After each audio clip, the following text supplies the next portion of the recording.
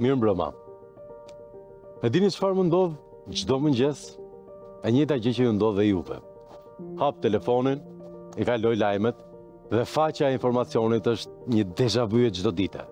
Rama tha, Rama bëri, Berisha reagoi, SPAK arrestoi kaq veta, Rama takoi, shfrytëzonte për prostitucion, policia ka parcel me drog, avokati shpërthen ndaj GKK-s dhe lajme të tjera si këto.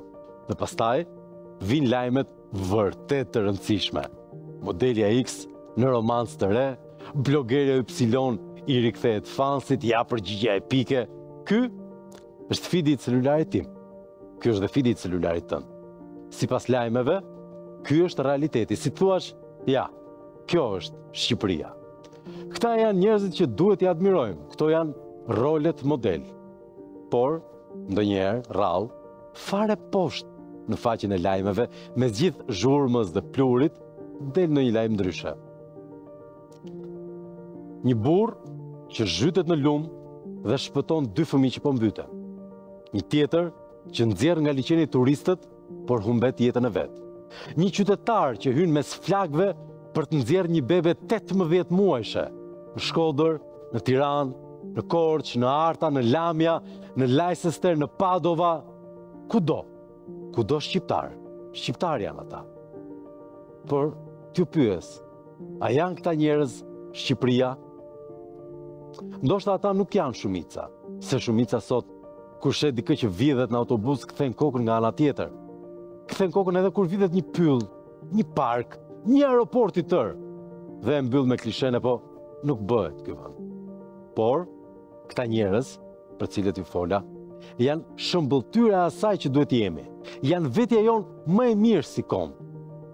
Ne kemi ngritur përmendore për politikan, për data, për suksese që arrohen, por për këta që japin jetën për të shpëtuar atë të dikujt tjetër, rrallë, ndonjë medalje, larg qoftë në një tabelë në ndonjë rrugicë të humbur. Ne duhet të kishim përmendoret e tyre anës vjosës, anës bunës, sa për t'ia rikujtuar vetes se dikur, dikush, njëri nga ne si ne, nuk mendoi për veten. Ne kemi mësuar të përulemi para pushtetit, para paras, para shefit, para të fortit, ne që s'ngrihemi në këmbë më as për himnin e flamurit. E pra unë përulem para këtyre njerëzve. Ata nuk e bën këtë as për vete, dhe as për shpërblim, as për vëmendje, as për kamera, as për followers, as për status. Thjesht bën diçka njerëzore. Kjo quhet sakrificë dhe do shumë shtyllë kurrizore. Shqipëria, për interesin e individit, po sakrifikohet çdo ditë, ndërsa ata sakrifikojnë individin e tyre për shoqërinë. Në një vend ku vëmendja blihet ose kërkohet me potere, ata veprojnë në heshtje. Ndaj, sonte, dua t'i përmend këta heronj me emër.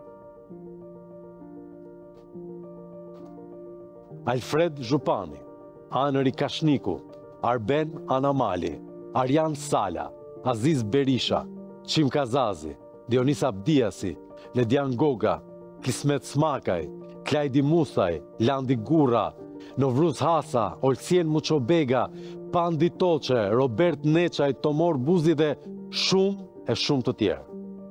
Këta janë heronjt e vërtet të Shqipërisë. Këta janë ata që na kujtojnë se kush mund të jemi nëse duan. Në një botë plot me zhurmë, ku njerëzit e vegjël bëjnë zhurmë për gjëra të vogla, ata bëjnë gjëra të mëdha në heshtje. Sepse janë njerëzit e mëdhenj të këtij vendi, dhe ne i detyrohemi të paktën një gjë, t'i mbajmë mend dhe t'u themi faleminderit.